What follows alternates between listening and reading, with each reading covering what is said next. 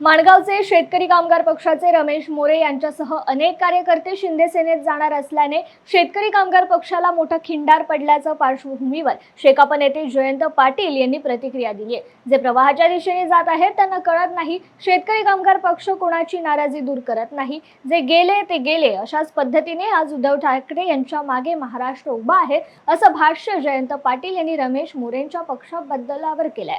रमेश मोरे नाराज असल्याचं बोललं जातं, असंही कार्यकर्त्यांसोबत शिंदे गटामध्ये प्रवेश करणार आहेत, काय एकंदरीत सांगाल?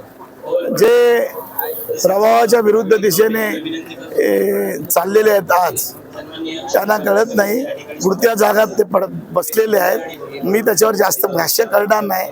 रात्री काल मी समीर कडे मी आलो होतो, त्याचे माझ्या बरोबर होते, रात्री पण माझ्या बरोबर होते 9 वाजेपर्यंत। ते सकाळी गेलेले आहेत, त्यांना काय दिलं ते मला माहिती नाहीये, पण सांप्रतच्या राजकारणात हे दुर्दैव आहे, एवढंच मी बोलतो। नाही शेका पक्ष कधी नाराज आहे? गेला तो गेला, आला तो पुन्हा तयार करायचा, गेला तो गेला पुन्हा तयार करायचा आहे का त्याच्यामध्ये? तो आपला उद्योगच आहे, आपण नाराजी वगैरे करायची नाही। जे उद्धव साहेबांनी गेले सगळे पुन्हा झाले।